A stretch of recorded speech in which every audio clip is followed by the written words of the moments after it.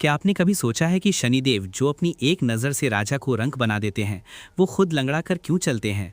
और आखिर वो कौन सा बालक था जिसके डर से महाबली शनिदेव को आकाश से भागना पड़ा था?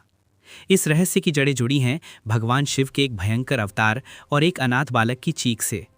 कहानी उस समय की है जब महर्षि दधीच ने देवताओं की रक्षा के लिए अपनी हड्डियों का दान कर दिया था। पति की मृत्यु के बाद उनकी पत्नी देवी सुवर्चा सती होने के लिए तैयार हो गईं, लेकिन वो गर्भवती थीं। एक माँ का दिल नहीं माना कि अपने साथ अपने बच्चे को भी जला दें। इसीलिए देवी सुवर्चा ने अपनी योग शक्ति से अपने गर्भ को बाहर निकाला और उस नवजात शिशु को एक विशाल पीपल के पेड़ के कोटर में छिपा दिया, और फिर वो अग्नि में सती हो गई। वो बालक पीपल के पत्ते खाकर बड़ा हुआ, इसलिए उसका नाम पड़ा पिपलाद। सालों बीत गए, पिपलाद बड़ा हुआ, लेकिन उसके मन में हमेशा एक सवाल था। एक दिन वहां देवर्षि नारद पहुंचे। पिपलाद ने रोते हुए पूछा, मुनिवर, मेरे माता पिता कहाँ हैं? मुझे अनाथ क्यों छोड़ दिया गया? नारद मुनि ने उदास होकर बताया, तुम्हारे पिता की अकाल मृत्यु और तुम्हारी मां के सती होने का एकमात्र कारण शनिदेव की वक्र दृष्टि थी।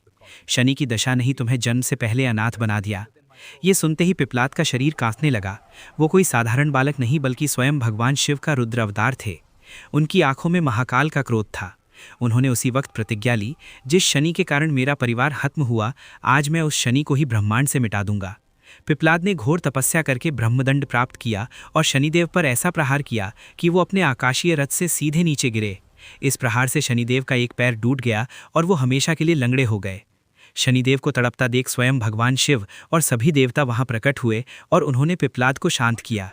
पिपलाद ने शनि को जीवन दान दिया, लेकिन एक शर्त पर। उन्होंने कहा, आज के बाद 16 साल से कम उम्र के बच्चों को शनि कभी नहीं सताएंगे, और जो व्यक्ति पीपल के पेड़ की पूजा करेगा वो शनि के प्रकोप से हमेशा मुक्त रहेगा। आज भी गुजरात के पिपलेश्वर महादेव मंदिर में पिपलाद ऋषि की पूजा की जाती है, जहां भक्त शनि की पीड़ा से मुक्ति पाने आते हैं। अगर आप भी पिपलेश्वर महादेव और शनिदेव की कृपा पाना चाहते हैं तो कमेंट में हर हर महादेव और जय शनिदेव लिखकर अपनी हाजिरी जरूर लगाएं।